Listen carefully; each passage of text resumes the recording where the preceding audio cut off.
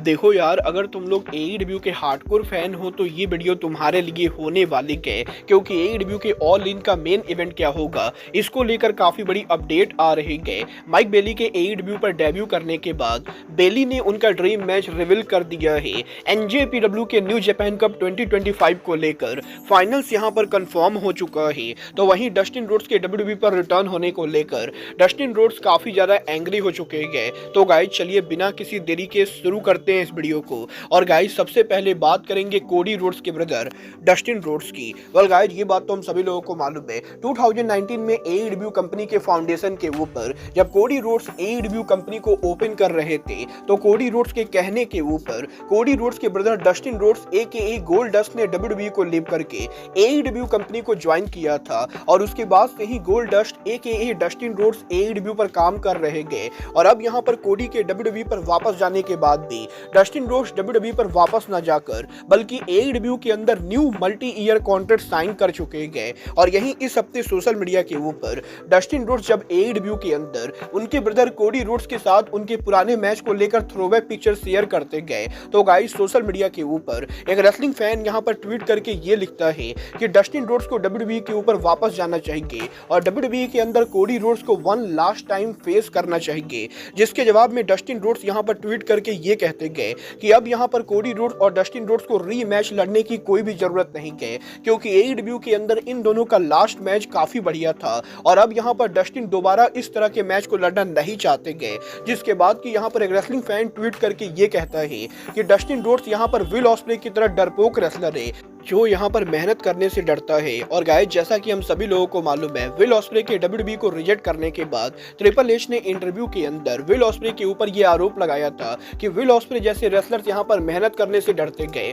और ग्राइंड ना करने की वजह से वो यहाँ पर डब्ल्यूडब्ल्यूई जैसी कंपनी को ज्वाइन नहीं करना चाहते गए। और बेसिकली ट्रिपल एच के उसी बात को लेकर अब यहाँ पर सोशल मीडिया के ऊपर डब्ल्यूडब्ल्यूई के फैन बॉय डस्टिन रोड्स को ट्रोल करने की कोशिश करते गए, जहाँ पर डब्ल्यूडब्ल्यूई के फैन बॉयज के द्वारा ये बोला जाता है कि डस्टिन रोड्स कोडी रोड्स की तरह मेहनत करने से डरते गए, इसीलिए वो एईडब्ल्यू जैसी कंपनी पर काम कर रहे गए। और यही इस रेसलिंग फैन के इस ट्वीट के बाद डस्टिन रोड्स यहां पर काफी ज्यादा एंग्री होते गए और डस्टिन रोड्स ट्वीट करके ये बोलते गए कि डब्ल्यूडब्ल्यूई के अंदर यहां पर जो मेहनत करना था डस्टिन रोड्स के 55 साल के लंबे रेसलिंग करियर के अंदर ऑलरेडी वो कर चुके गए। और डस्टिन रोड्स ये बोलते गए कि डस्टिन रोड्स ने 30 सालों तक डब्ल्यूडब्ल्यूई के लिए काम किया है और डब्ल्यूडब्ल्यूई के अंदर 30 सालों तक डस्टिन रोड्स ने हर वो चीज किया है जो कोई भी रेसलर डब्ल्यूडब्ल्यूई पर जाकर करना चाहता है। और इसीलिए अब यहाँ पर डब्ल्यूडब्ल्यूई के अंदर ऐसा कुछ भी नहीं बचा है जो डस्टिन रोड्स डब्ल्यूडब्ल्यूई पर जाकर करना चाहते गए। और कुछ इस तरीके से सोशल मीडिया के ऊपर डस्टिन रोड्स ने डब्ल्यूडब्ल्यूई के फैन बॉयज को बुरी तरह से रोस्ट कर दिया है।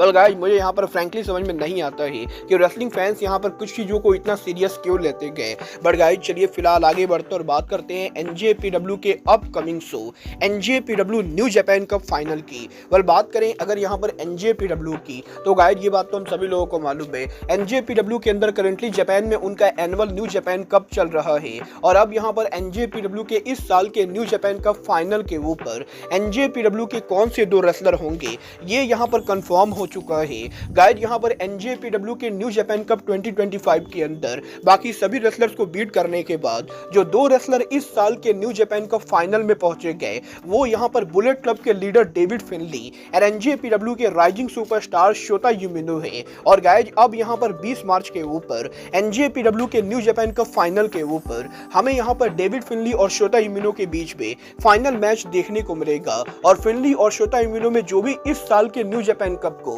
20 मार्च के ऊपर जीतेगा वो यहाँ पर अप्रैल में एनजेपीडब्ल्यू के साल के one of the biggest pay per view साकुरा genesis के मेन इवेंट के ऊपर वर्ल्ड चैंपियन हिरोकी गोटो को चैलेंज करने वाला है। बल देखना दिलचस्प होने वाला है कि क्या यहाँ पर फाइनली डेविड फिनली शोता यूमिनो को हराकर एनजेपीडब्ल्यू के न्यू जापान कप को जीतते हैं या नहीं, और क्या यहाँ पर साकुरा जेनेसिस के ऊपर डेविड फिनली यहाँ पर वर्ल्ड टाइटल को बुलेट क्लब के अंदर दोबारा लाते हैं या नहीं। बट गाइस जहां तक बात रही एनजेपीडब्ल्यू के अपकमिंग शो की तो गाइस ये बात तो हम सभी लोगों को मालूम है, नेक्स्ट मंथ अप्रैल के अंदर एनजेपीडब्ल्यू अमेरिका में उनका one of the biggest pay per view Windy City Riot करने वाली है।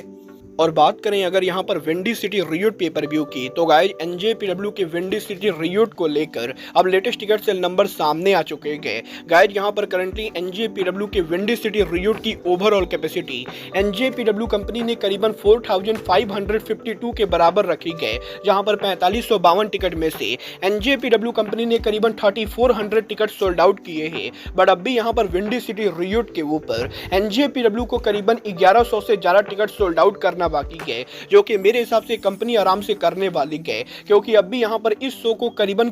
1 महीने बचे गए। और क्योंकि ये पेपर व्यू 11 अप्रैल को होगा, तो मेरे हिसाब से इस पेपर व्यू के ऊपर एनजेपीडब्ल्यू की फाइनल अटेंडेंस लगभग यहाँ पर 5000 के बराबर होगी, जो एनजेपीडब्ल्यू के लिए काफी ज्यादा है। बल देखना दिलचस्प होगा कि एनजेपीडब्ल्यू के यूएसए में इस साल के विंडी सिटी रियूट के ऊपर कौन कौन से बड़े मैचेज होते गए। बट गाइस चलिए फिलहाल आगे बढ़ते और बात करते हैं एडब्ल्यू के न्यूवे superstar Speedball Mike Bailey की। वेल गाइज बात करें अगर यहाँ पर माइक बेली की, तो गाइज यही बेली के एडब्ल्यू को ज्वाइन करने के बाद अब माइक बेली ने एडब्ल्यू पर उनके पोटेंशियल ड्रीम मैच को लेकर बात की। यहाँ पर बेली ने फाइनली ये रिवील कर दिया है कि एडब्ल्यू में किस रेसलर से वो ड्रीम मैच लड़ना चाहते गए। गाइज यहाँ पर माइक बेली का ये कहना है कि एडब्ल्यू के अंदर वो जिस रेसलर से ड्रीम मैच लड़ना चाहते गए वो और कोई नहीं बल्कि इंटरनेशनल चैंपियन केनी ओमेगा है। और माइक बेली का ये कहना है कि आज से करीबन 10 साल पहले PWG रेसलिंग के ऊपर यहाँ पर माइक बेली और केनी ओमेगा पहली बार आमने सामने थे, और प्रो रेसलिंग गोरिल्ला पर ओमेगा के साथ उस मैच को रेसल करने के बाद से ही हमेशा से माइक बेली ओमेगा से री मैच लड़ना चाहते थे। बट इन दोनों के रेसलिंग करियर के डिफरेंट कंट्रीज में होने की वजह से दोबारा यहाँ पर इन दोनों को कभी आमने सामने खड़ा होने का मौका नहीं मिला। और अब यहाँ पर करीबन 10 से 15 सालों के बाद फाइनली यहाँ पर माइक बेली और केनी ओमेगा एक ही कंपनी के अंदर है, और अब यहाँ पर माइक बेली फाइनली ओमेगा के साथ वो ड्रीम मैच रेसल करेंगे जिसका वो 10 सालों से वेट कर रहे थे। और एडब्ल्यू के डायनेस्टी पेपर व्यू के ऊपर माइक बेली केनी ओमेगा को इंटरनेशनल चैंपियनशिप के लिए चैलेंज करेंगे। वाला भी तो आने वाला टाइम बताएगा कि माइक बेली यहाँ पर नंबर 1 कंटेंडरशिप टूर्नामेंट को जीतकर डायनेस्टी पर ओमेगा को चैलेंज करते हैं या नहीं। बट गाइस जहाँ तक बात रही एडब्ल्यू के अपकमिंग पेपर व्यू की, तो यहीं एडब्ल्यू के साल के बिगेस्ट पेपर व्यू एडब्ल्यू के ऑल इन के मेन इवेंट के ऊपर इस साल कौन सा मैच होने वाला है, इसको लेकर मेजर अपडेट आ रहे गए। गाइस यहाँ पर ये बात तो हम सभी लोगों को मालूम है, एडब्ल्यू के डायनेस्टी पेपर व्यू के ऊपर सौरभ शिकलैंड ऑलरेडी यहाँ पर एडब्ल्यू के वर्ल्ड चैंपियन को चैलेंज करेंगे।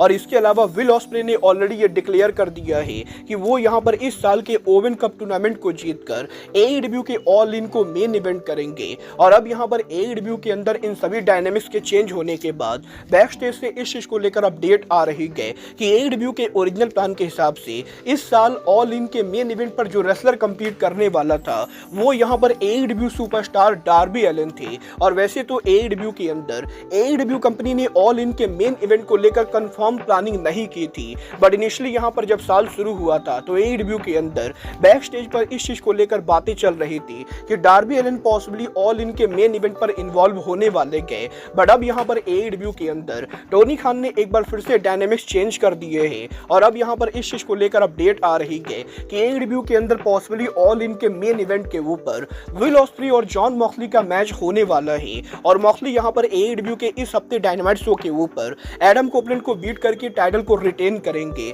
जिसके बाद कि एडब्ल्यू के डायनेस्टी पेपर व्यू के ऊपर मॉक्सली यहां पर सौरभ को भी बीट करके एडब्ल्यू का वर्ल्ड टाइटल रिटेन करेंगे। और फाइनली एडब्ल्यू का ऑल इन वो पेपर व्यू होगा जहां विल ऑस्प्रे और जॉन मॉक्सली आमने सामने होंगे, और ऑस्प्रे यहां पर स्टेडियम के अंदर पॉसिबली मॉक्सली को हराकर फाइनली एडब्ल्यू के बिगेस्ट पेपर व्यू के ऊपर वर्ल्ड चैंपियन बनेंगे। और देखना दिलचस्प होने वाला है कि क्या सच में ऑल इन के मेन इवेंट के ऊपर कंपनी यहां पर ऑस्प्रे वर्सेज मॉक्सली का मैच करती गए, या यहां पर अब भी ऑल इन के मेन इवेंट के ऊपर किसी और रेसलर को डाला जाता है। बोला आपको क्या लगता है, ऑल इन के मेन इवेंट के ऊपर will osprey versus John Moxley का मैच होना चाहिए या यहां पर कंपनी को डार्बी एलन को इन्वॉल्व करना चाहिए? आप लोग मुझे कमेंट करके बताइए। बट गाइज अब आज के इस वीडियो में बस इतना ही। मैं मिलता हूं आपसे अपने अगले वीडियो में। बट गाइज तब तक के लिए good bye, good night and bang.